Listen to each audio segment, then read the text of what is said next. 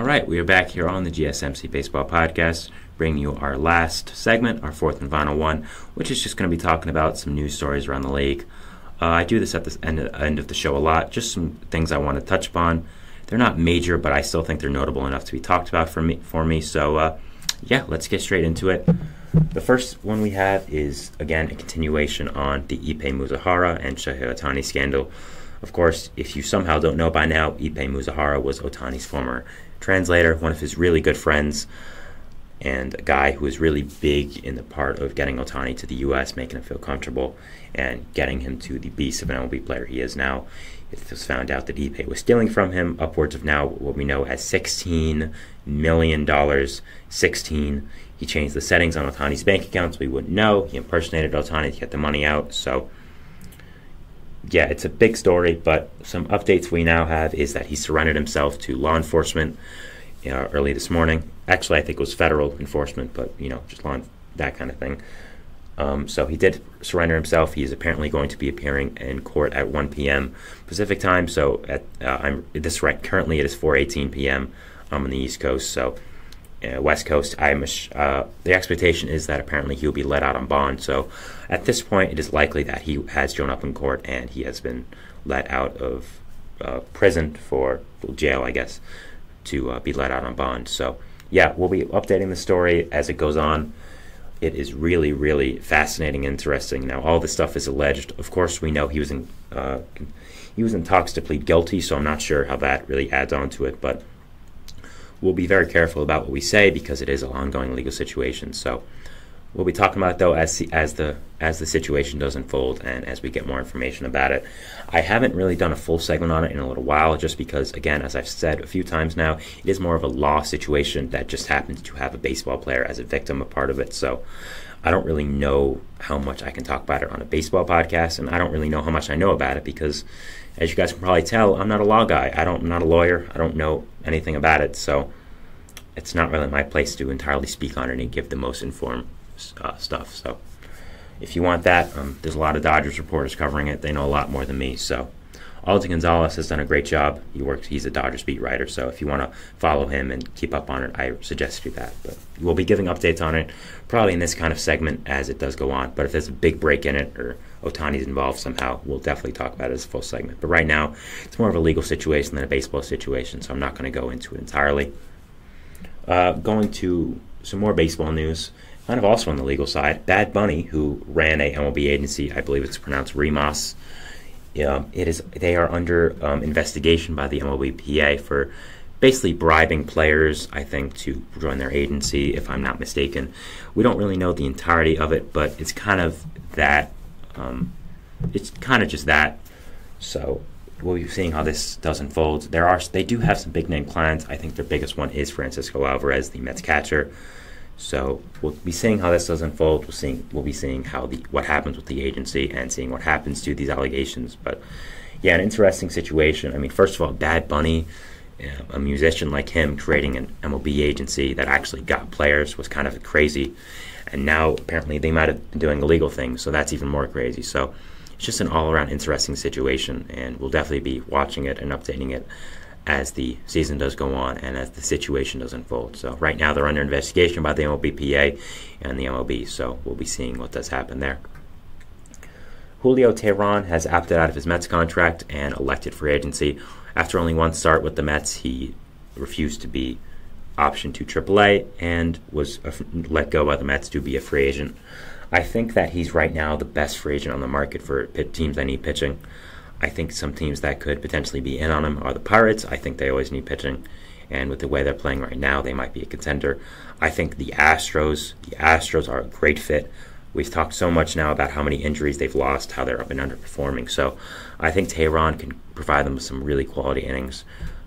Just fill in that rotation, it's just a good overall player for them. So I'm going to be really interested in seeing what does happen with Teheran's market. I think he's a solid MLB player, and I think there's a lot of teams that could use his services. So yeah, definitely watching him and definitely interested to see what does happen and where he does end up on the free agent market. I still think he has a lot left in the tank. And again, I think he's good depth for a team and a good guy that can provide innings for them. Gio Odorizzi was released from the Tampa Bay Rays. Of course, on a minor league contract with them earlier in the season, having a little bit of a homecoming. Of course, that is where he made his mark as an MLB player with the Rays. They've also had a lot of pitching injuries, so I thought the signing was a good idea to not only the storyline effect, but also bringing in a veteran piece of pitching depth. But he didn't end up making the MLB roster and didn't end up pitching for them, so he is released. I think he also could be a fit for the Astros. Again, he's not a great pitcher at this point in his career, but he knows how to pitch okay. He knows how to just pitch like a veteran, give some quality innings, be a good leader. So I think he's still a good piece of depth for any team. I think, again, I'm going to keep mentioning the Astros with all these starting pitchers.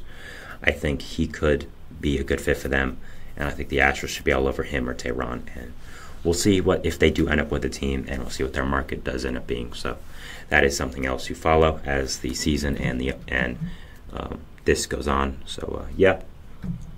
The Blue Jays have recalled Yari Rodriguez from AAA. Now, this is super interesting. Of course, Rodriguez was signed to a contract by the Blue Jays after defecting from Cuba with the WBC team. Played in Japan and was a really good player over there with his NPB team. Was a kind of a starter reliever hybrid. And after defecting from Cuba, was under consideration by a lot of MLB teams to give a big contract. Of course, ended up signing with the Blue Jays, who gave him a 4-year deal. And he was optioned in AAA as he didn't make the MLB roster, but it was also more of just developing him as an MLB pitcher.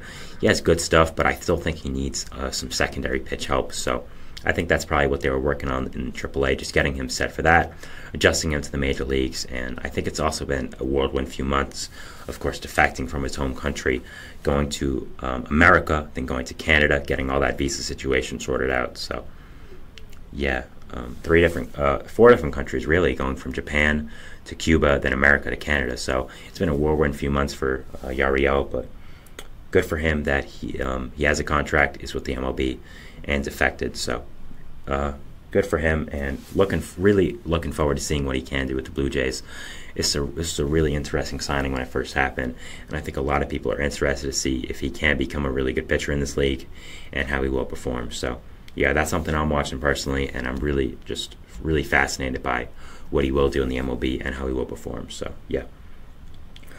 We have the Orioles. They traded for Mets reliever Yohan Ramirez for cash considerations. Ramirez made the MLB roster for the Mets out of spring training. Showed a really nice slider, showed some nice stuff, but did not perform all that well. Had a blow-up game against the Reds, which kind of ended his time with the Mets. I was kind of surprised. I thought he could have been a better pitcher for the Mets than we thought. I think they gave up on him a little too early, in my opinion, honestly. But I understand that they had to make room for Julio Tehran. Of course, he was then DFA'd, but they have some pitching depth. I think that their younger pitchers are going to come up. Guys like Jose Budo are potentially going to be a big part of their rotation. So that's something to watch, how they do perform. But Orioles getting Yohan Ramirez, they have been hit a little bit by the injury bug, especially to their pitching. So I think acquiring Ramirez is just a good depth move for their pitching right now. I think it makes a lot of sense. And the Orioles have had a great pitching lab over the past few years, developing relievers to heights we never thought they could go to. So I think that there could not have been a better fit for Yohan Ramirez and going to the Orioles. So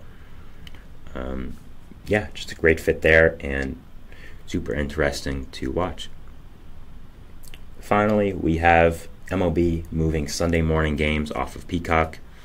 This is, I think, a great win for baseball fans. A lot of them didn't have Peacock. A lot of them didn't want to pay for it just to watch Sunday morning baseball or watch their teams. We don't know that we're moving it yet, but hopefully it's a bigger streaming platform and one that's more prevalent. So that's what I'm hoping for personally. I do have Peacock, but I know for a lot of fans don't, and I understand why they don't. So it's not a hugely popular one. So I think it was kind of a bad business decision by the MLB to put this there. Now, I do like the idea of a Sunday morning game, waking up and watching baseball. I mean, who wouldn't want that? So I did like the idea. I just think it could have gone executed a lot better, and I think MLB is realizing that now. That is why they decided to move it off of Peacock, and they'll be searching for new platforms to put it on, and will be interesting to watch to see where that ends up landing and seeing what does happen with that idea. So yeah, that is my show today, guys. Thank you so much for watching. Make sure to follow us on Facebook, Twitter, TikTok, Instagram for more content and updates. Hit the subscribe button. Hit post notifications. Leave a positive review. It really does help more than you guys know. Remember to donate if you would like, gsmcpodcast.net. Really does help the show. It really does mean a lot. Really does help everyone here, so that would mean a lot. Thank you so much for that. I want to apologize if you were watching on video for the technical difficulties. That was my fault. I don't know why that kept happening in this room, but it did, and hopefully it'll be better on Monday. But if you're watching on audio as well, I'm sure you heard some of it, so I also apologize there, but should be fixed on Monday. And again, thank you guys for watching. Have a great Friday, have a great weekend, and we'll see what baseball throws us over the weekend. And I'll see you guys back on Monday. Thanks, guys. Bye.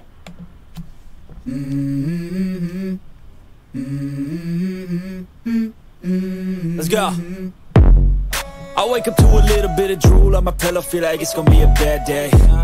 Yeah, I'm tired of shit, and the coffee ain't hit yet. Damn, ain't that great. I don't wanna go